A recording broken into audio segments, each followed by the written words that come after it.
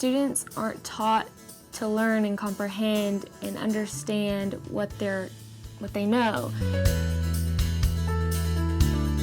Some of the biggest obstacles that students in public education have to face is that they're taught to take a test. The teachers rush so much to just get us to pass instead of really teaching us everything we need to know, make sure we're understanding it. Personally, I think it's a shame that teachers have to try and squeeze so much content into such a short amount of time just so that they can say that, well, we covered it for the test. I know everyone is stressed out, teachers, students. I just wish there was a magic solution. You know, I think that's what we're working toward. One of the biggest obstacles I see in students right now is their confidence. I wish that every student had the drive to go and achieve. I feel whenever you lose that drive is when you start to veer off the path and you start to become unhappy. Pressure from parents and peers and colleges and teachers and administrators, just meeting that demand. Many students they go home and they see that their parents have been laid off, or they're just having hard times, and so like drug abuse can become a problem. I've personally experienced a lot of my friends being cyberbullied, and one of the problems is that bullying is such a cliched term. So I think really any form of disrespect is bullying and should be seen as such. And I think the only way to fix that is for us to call bullies out and just let them know that what they do is hurtful and that the world would be better without that stuff. I'd like to see some headway be made and some movement towards satisfying our teachers. I feel like a lot of teachers are just leaving or going out of state, and there's one of the reasons why is just they can't support themselves. Both my parents are actually teachers, and so we know that by the end of the month, they get paid around the 20th. So by the end of the month, we're just eating whatever we can find at home. They really do put a lot of effort into their job, and they really do try to love what they do. Just a lack of respect overall. And I think if we take it into our own hands to really just try to inspire them and say, we appreciate you and we're going to take the time to try and make your day better, and we're going to really try to influence our peers to do the same for you, that's the best way to just boost their morale and make them feel very appreciated and feel like what they're doing is held at a high esteem, because it should be. A good education prepares you, you feel sound in what you're doing.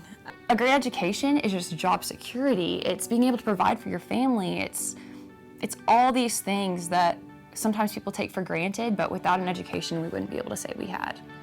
For a good education, really what you get out is what you put in.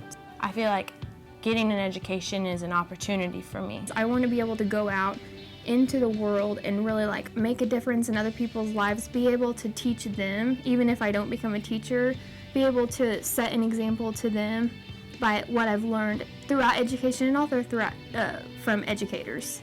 Not only what they've taught me that's on the curriculum, but what they've taught me about just being a good person. And a good education is learning to think for yourself and just taking that and going as far with it as you want. I think the difference between a really good or a not as great teacher would be just their passion for what they're teaching you. You went to class every day and you never could tell if he was having a bad day. He never projected that. Pushing each student to do their best, and just really, you have to work it out of them, because most students won't show the effort unless you really take it out of them. She made me feel like I was valued and that my opinion mattered, and if I didn't understand, not to get frustrated, but to just ask her questions, and she would answer them and help me. And she's what made me want to major in chemistry. If somebody can take a subject that maybe you don't love all that much and just give you a reason to love it, then they have a talent and they have a gift, and that's something that should be celebrated. I would tell them thank you. Thank you. I would just say thank you so much, and honestly, those teachers have made a bigger impact than probably anything else in my life. I spend hours and hours a day with them, sometimes more than I spend at home talking to my mom or dad. Everything they've done for me and for everyone around me is just, I can't even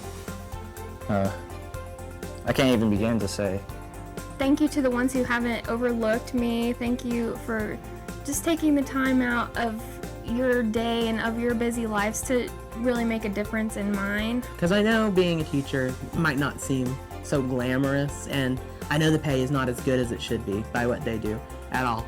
But I mean, the people that have been in the classroom with me and have been with me over 8 hours a day have really shaped who I am and where I'm going. The encouragement, it really does mean a lot. I would like them to know that I love them and appreciate them so much. If it weren't for them, I wouldn't be where I am today, and I wouldn't have the goals and the passions that I have today. So I would just say thank you for making me the person I am. They really do need to know that they're important, because nobody would be where they were without their teacher.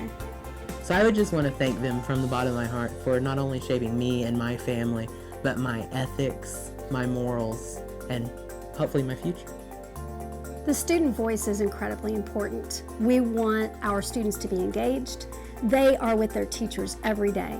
They know what's happening, and they know what they need to succeed. We want to engage them more and more, and I think listening is the first step. They have a lot to say, and we have a lot to learn from them, and we want them to know their voice matters.